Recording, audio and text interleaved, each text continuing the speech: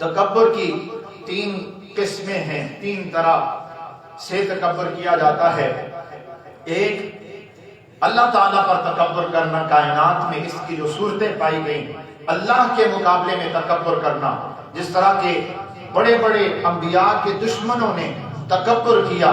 فرعون نے اللہ کے مقابلے میں تکبر کیا اور اپنے آپ کو نعوذ باللہ اللہ سے بلند کہا اور کہنے لگا انا ربکم الاعلی، میں سب سے بڑا اللہ ہوں۔ نمرود نے اللہ کے مقابلے میں تکبر کیا اور وہ کہنے لگا کہ میں سب سے بڑا الہ ہوں، میں سب سے بڑا رب ہوں، اس ساری کائنات کا مالک میں ہوں۔ تو یہ جتنے بھی بڑے بڑے تکبر کرنے والے تھے اللہ نے انہیں نیست و نابود فرمایا۔ یعنی پہلے تکبر کی صورت اللہ کے مقابلے میں تکبر کرنا، دوسرا تکبر رسول اللہ صلی اللہ علیہ وآلہ وسلم کے مقابلے میں آپ کے برابر تکبر کرنا، جس طرح مشرکین مکہ نے کیا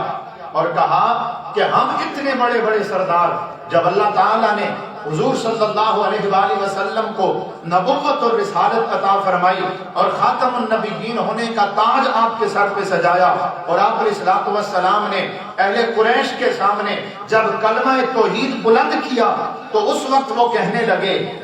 کہ ہم بڑے بڑے سردار، بڑی بڑی ہم عزتوں والے، دولت والے، مقام والے، شہرت والے، مرتبے والے، ہمیں نبوت نہ ملی اور یہ ایک یتیم بچہ کہ جس کا والد بھی نہیں ہے اور جس کے پاس کوئی دولت بھی نہیں ہے، جس کا ابھی تک ظاہراً کوئی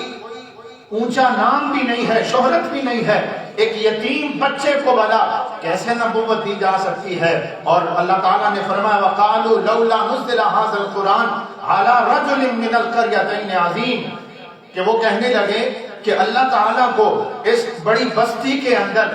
اس بچے کے علاوہ محمد صلی اللہ علیہ وآلہ وسلم کے علاوہ اور کوئی نہیں ملا تھا کہ جس پر اللہ قرآن نازل فرماتا۔ تو اللہ تعالیٰ نے ان کی ان تکبرانہ باتوں کو سن کر اس کا جواب ارشاد فرمایا اَهُمْ يَقْسِمُونَ رَحْمَتَ رَبِّكَ، فرمایا تم کب سے اللہ کی رحمتوں کو تقسیم کرنے لگ گئے؟ تم کون ہوتے ہو کہ اللہ کے بارے میں یہ بات کرو کہ یہ چیز اس نے اسے کیوں عطا کی، ہمیں کیوں نہیں کی، فلاں کو یہ کیوں دیا اور فلاں اس کا مستحق تھا اسے کیوں نہ دیا؟ یہ اللہ بہتر جانتا ہے، وہ چاہے تو بڑے سے بڑے کو جو ہے وہ نیست و نابود کر دے اور وہ چاہے تو ایک کنویں میں پھینکے ہوئے ایک بچے کو اور جیل کی سلاخوں کے پیچھے قید تنہائی کاٹنے والے یوسف علیہ السلام کو مصر کا بادشاہ بنا دے، یہ سارا اس کے قبضہ قدرت میں ہے۔ یہ وہ قادر مطلق ہے جسے چاہے جب چاہے جس طرح چاہے وہ عطا فرماتا ہے۔ تو حضور صلی اللہ علیہ وآلہ وسلم کے مقابلے میں تکبر کرنا اس کی بھی ممانعت ہے۔ اس کی ایک مثال حدیث پاک سے حضرت سلمہ بن اکوع رضی اللہ تعالیٰ عنہ روایت کرتے ہیں کہ حضور صلی اللہ علیہ وآلہ وسلم کے سامنے ایک شخص کوئی چیز کھا رہا تھا اور بائیں ہاتھ سے کھا رہا تھا، تو آپ علیہ الصلوۃ والسلام نے فرمایا کل بیمینک، اے بندے دائیں ہاتھ سے کھا۔ تو اس نے کہا لا استطیع، کہنے لگا میں دائیں ہاتھ سے کھانے کی میرے اندر طاقت نہیں ہے،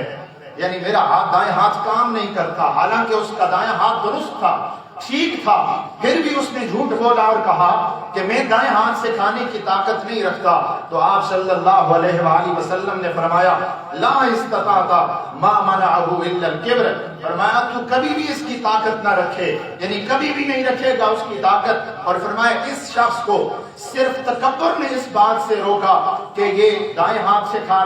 بائیں ہاتھ سے کھا رہا تھا اور دائیں ہاتھ سے کھانا اس نے پسند نہ کیا، اور میرے کہنے کے باوجود بھی اس نے اپنے اس عمل کو نہ چھوڑا اور بائیں ہاتھ سے کھاتا رہا اور بہانہ بنایا کہ میرا دائیں ہاتھ کام نہیں کرتا۔ حضور نے فرمایا کبھی نہیں کرے گا۔ آپ کی زبان مقدس سے نکلے ہوئے وہ الفاظ راوی کہتے ہیں زندگی بھر اس شخص کے اس ہاتھ نے کبھی کام نہیں کیا جس نے آپ علیہ الصلوۃ والسلام کے سامنے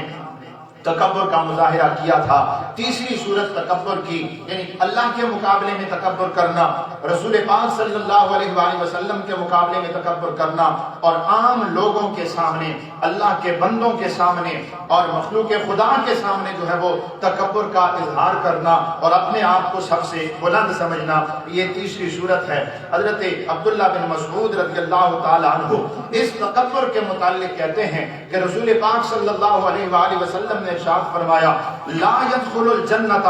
من کان فی قلبہ مثقال ذرۃ من کبر، فرمایا جس شخص کے دل کے اندر رائی کے دانے کے برابر بھی تکبر ہوگا وہ کبھی بھی اللہ کی جنت میں داخل نہیں ہو سکے گا۔ رائی کا دانہ کتنا باریک ہوتا ہے، اس کے برابر بھی اگر کسی کے دل میں تکبر ہے،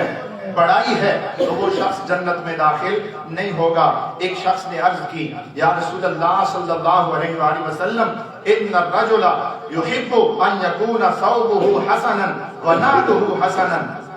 اے اللہ کے رسول تھوڑی تکبر کی وضاحت فرما دیں کہ ایک شخص یہ چاہتا ہے اس کا لباس اچھا ہو، خوبصورت لباس ہو، اس کے جوتے اچھے ہوں، یعنی وہ خوبصورت لباس پہننے کو وہ پسند کرتا ہے، تو کیا یہ بھی تکبر ہے؟ آپ علیہ الصلوۃ والسلام نے ارشاد فرمایا نہیں، ان اللہ جمیل ویحب الجمال، اللہ آپ بھی خوبصورت ہے اور خوبصورتی کو پسند بھی فرماتا ہے۔ اللہ خود بھی پاکیزہ ہے اور پاکیزگی کو میرا اللہ پسند بھی فرماتا ہے۔ الکبر بطر الحق، کبر کس چیز کا نام ہے؟ تکبر کس چیز کا نام ہے؟ فرمایا حق کو ٹھکرانا، جب بھی کوئی حق انسان کے سامنے آئے اس کو ٹھکرا دینا، وَغَمْتُ النَّاسِ، اور لوگوں کو حقیر جاننا، اپنے آپ سے کم تر سمجھنا، اپنے مقابلے میں انہیں چھوٹا سمجھنا، اس چیز کا نام تکبر ہے۔ باقی لباس سے کسی کا تکبر ظاہر نہیں ہوتا۔ جو شخص جتنا خوبصورت لباس پہننا چاہے وہ پہن سکتا ہے، یہ ساری بات جو ہے وہ نیت پر اس کا ڈیپینڈ ہوتا ہے۔ اگر کوئی بندہ تکبر کی نیت سے لباس پہنے گا تو وہ لباس بھی اس کے لیے گناہ ہے، لیکن اپنا لباس خوبصورت بنانے کے لیے اور اپنی ظاہری وضاحت کو حسین و جمیل بنانے کے لیے اگر کوئی شخص خوبصورت لباس پہنتا ہے تو وہ پہن سکتا ہے۔ اللہ تعالیٰ خوبصورت لباس کو پسند فرماتا ہے۔